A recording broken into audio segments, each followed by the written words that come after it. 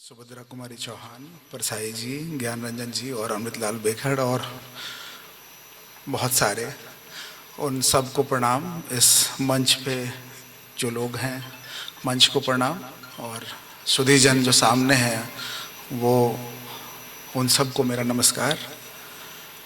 कविता संग्रह में उतरने से पहले मैं जो इस किताब के समर्पण के पन्ने हैं, मेरी नज़र उस पर ठहर गई और वहाँ लिखा मिला मुझे संघर्ष के साथी, और वे साथी जो अब दूसरी दुनिया के काफिल हैं। तो वे थे उमरिया के जल जंगल जमीन की लड़ाई करने वाले योद्धा, बैगा परिवार से जुड़े बुद्धा जी, आदिवासी आंदोलन से जुड़े मोती सिंह धुर्वे जी, किसानों की जमीन हड़पने के विरुद्ध मुहिम छेड़ने वाले राम मिलन बाबा।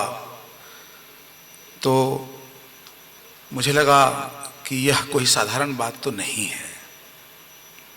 घर परिवार को छोड़कर अगर कोई अपने संघर्ष के साथियों को याद कर रहा है तो इससे कवि का अपना व्यक्तित्व खुलता है, और उसको उस पन्ने पर ठहरने के बाद एक पाठक का जो कटोरा है वो थोड़ा बड़ा हो जाता है, ताकि वो किताब में, कविता में प्रवेश बेहतर तरीके से कर पाए। इन सब के इतर जब मैं थोड़ा और आगे बढ़ा तो मुझे वटवृक्ष कविता, जो कि आदरणीय राम निभोर तिवारी जी जैसी शख्सियत जो कि वटवृक्षी हैं, जिनसे मैं संतोष जी के माध्यम से ही मिला, तो मुझे ये समझ में आया कि भाई यह जो व्यक्ति है वो कविता में आ कैसे रहा है, उतर कैसे रहा है, और मुझे बहुत मदद मिली आगे के कविताओं को डिकोड करने में। यह बात और साफ है कि कवि को याद है और वो भूलना वो चाहता ही नहीं, न जीवन को, न जीवन में घटी बिछुड़न को।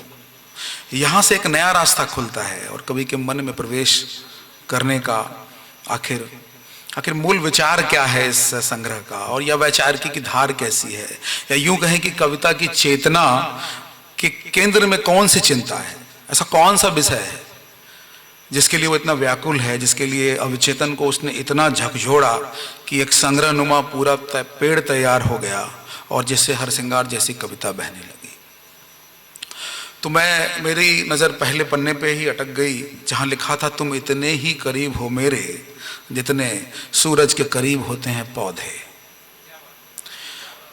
तो पहली कविता की पहली पंक्ति में ही प्रकृति और प्रेम का एकमय करता ऐसा रूपक, तो आपको फिर और मदद मिलता है कि इससे सुंदर शुरुआत भला क्या हो सकती है, कि अबोले सब समझता है सूरज कि पेड़ को क्या चाहिए, है ना। इससे वो अंत कर रहे हैं कविता को। तो ये एक जो टोन होता है पाठक के लिए एक कवि का, वो टोन मेरा लगभग सेट हो गया। तो संग्रह के नाम पे फिर मैं एक बार फिर विचार करने लगा कि भाई संग्रह का नाम क्या है और क्यों है। तो पता चला कि कविताओं में पत्थर की नियति है और उसके प्रकृति के दोनों का वर्णन और दर्शन दोनों मिलेंगे आपको जब आप पढ़ेंगे। चिकने पत्थर को तो हम सब ईश्वर बना देते हैं, लेकिन खुरदरे पत्थर जो है वो असल में आदमी है, हम सब हैं, और उस खुरदरे पत्थर को संभालनी है अभी पूरी धरती। और खुरदरे पत्थर कभी आत्मसमर्पण नहीं करते, बहते जाते हैं, टिकते हैं तो मजबूती से टिकते हैं, फिसलन से बचाते हैं। तो कवि लिखता है कि खुली आंखों से देखना, खुरदरे पत्थर का खुरदरापन सब कुछ बयां कर देता है। तो केंद्रीय विषय भी मुझे मिल गया। फिर मैं थोड़ा और आगे बढ़ा तो वहां पे मुझे एक बात समझ में आई कि प्रेम कविता वही रच सकता है जिसके भीतर प्रकृति के संग परिवेश से भी प्यार हो। जो प्रकृति और परिवेश को प्यार करेगा वही सही प्रेम की परिभाषा को समझेगा। और कवि लोकनाथ तो लोक के ही कवि हैं, इसलिए इतनी आसानी से इतनी गजिन भाव को सिर्फ 2.5 अक्षर में लिख देते हैं, प्यार। और एक कविता में 2.5 अक्षर का विस्तार मिल जाता है। जैसे कि इनकी एक कविता है ध्रुव तारा। तो स्मृतियों के आकाश में टिका ध्रुव तारा, प्रेम को संजोए रखने की निशानी के तौर पे इन्होंने उसका प्रयोग किया है। और प्रेम की महत्ता को समझने के लिए इस कविता की अंतिम पंक्तियों को मैं आपके सामने प्रस्तुत करना चाहूँगा कि एक ही तारा मुझे याद है ध्रुव तारा, और सच कहूं तो उसकी जगह बैठी हो तुम।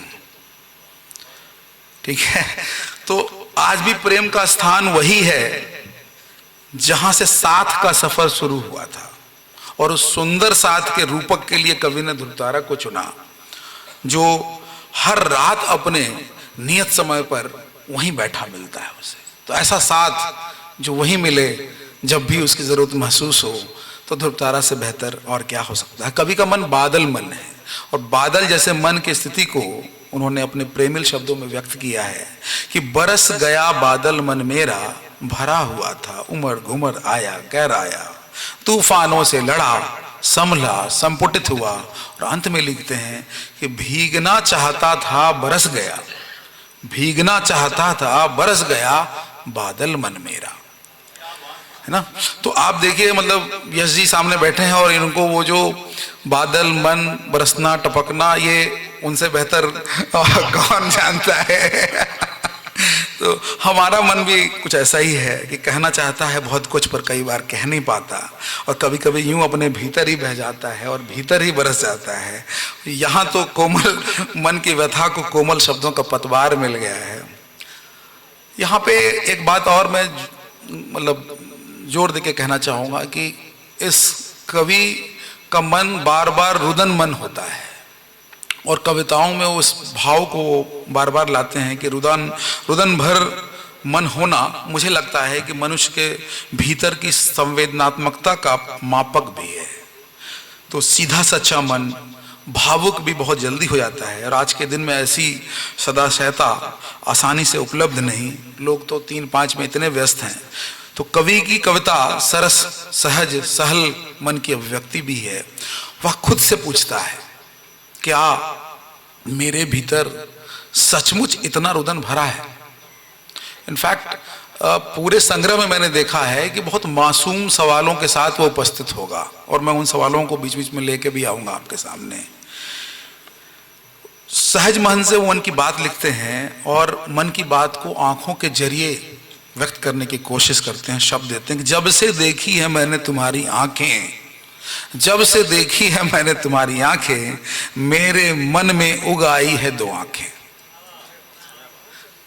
अब प्रेम में इतनी सुंदर पंक्ति लिख रहे हैं लोकनाथ जी, तो इसलिए मैंने कहा था कि सिद्धार्थ का जो रूप है कि आपको पहले लोक का होना पड़ेगा प्रेम को समझने के लिए। तो अपना पूरा व्यक्तित्व तो देख सकते हैं आप आईने में या किसी अपने की आंखों में, है ना। तो यहां कभी मन की वैसी आंखों की बात कर रहा है जो किसी के मन को पढ़ रहा है। रात मेरी है और साथ शाश्वत, रात मेरी है और साथ शाश्वत, आनंद अक्षय है। तो जैसे सपनों से जगाता है कभी, समय की मुट्ठी में बंद करने के बजाय समय के साथ बहने की बात करता है कभी। रेंगता चलता सरपट दौड़ता, धरती से अंतरिक्ष तक फैला हुआ समय, कि जिसमें मैं तो हूं किंतु वह मेरा नहीं, कि जिसमें मैं तो हूं किंतु वह मेरा नहीं। समय के लिए इतनी सुंदर पंक्ति इन्होंने लिखी है। मैं कृष्णनाथ जी को अपना गुरु मानता हूं, और कृष्णनाथ जी से मैंने छोटी छोटी पंक्तियों में कैसे अभिव्यक्ति की जाती है उनके यात्रा वृतांत से आप देख सकते हैं। लेकिन उनकी जो एक खास बात है जो मेरे दिल में बसी हुई है, वो है कि वो कहते हैं कि कवि को पहले दृष्टा बनने की जरूरत है।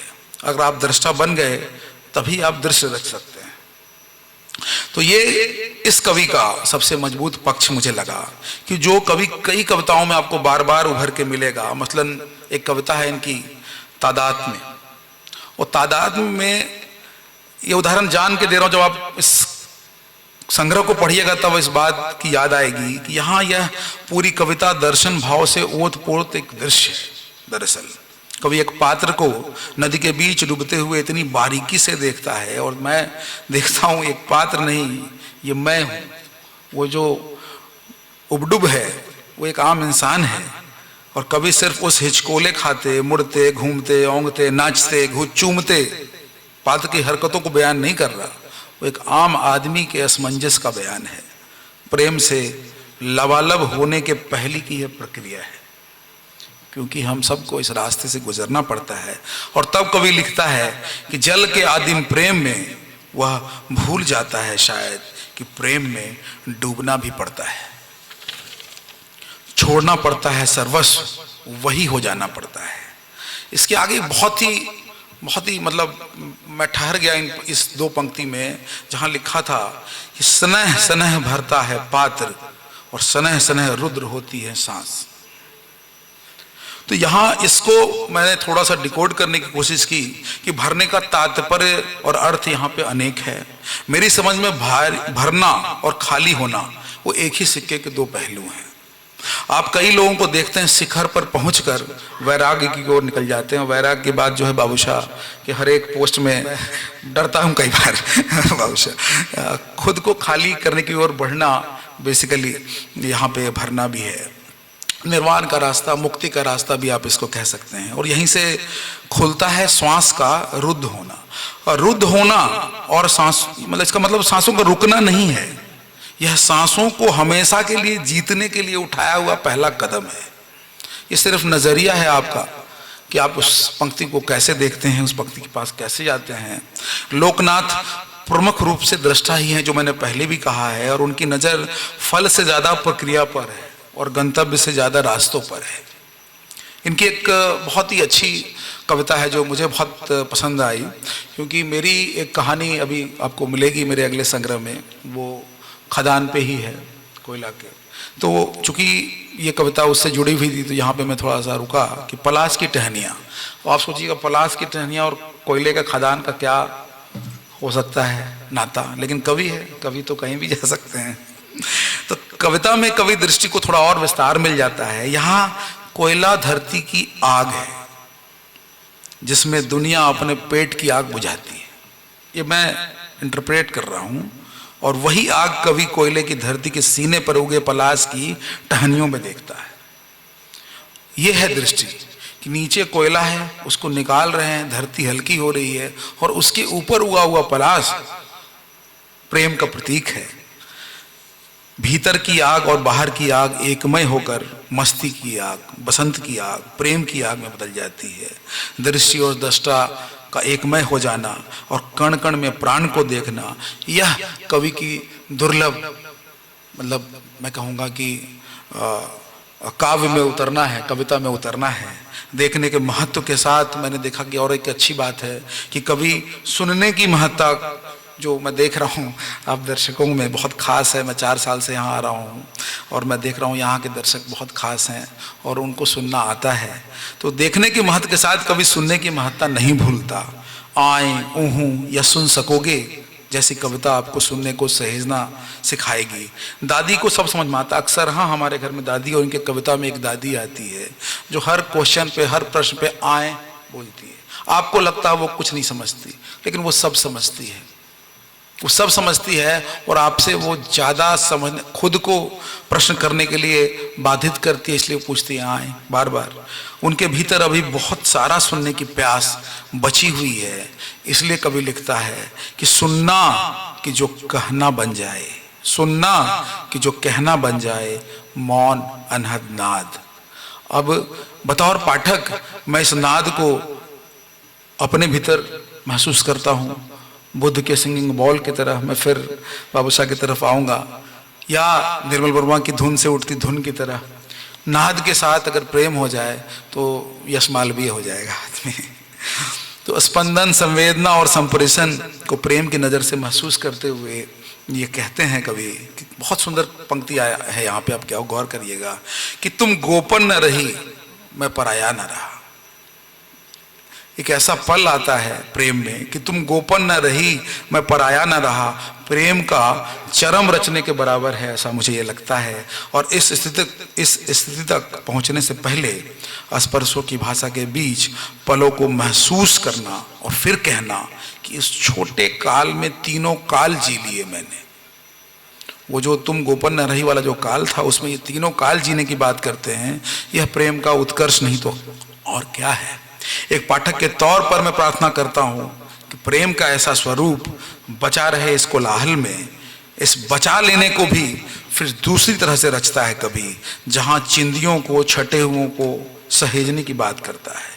कहीं लिखा हुआ नहीं है, पर ऐसा लगता है कि कवि खोई हुई छंटी हुई स्मृतियों को बचाने की, बटोरने की जद्दोजहद में लगा हुआ है।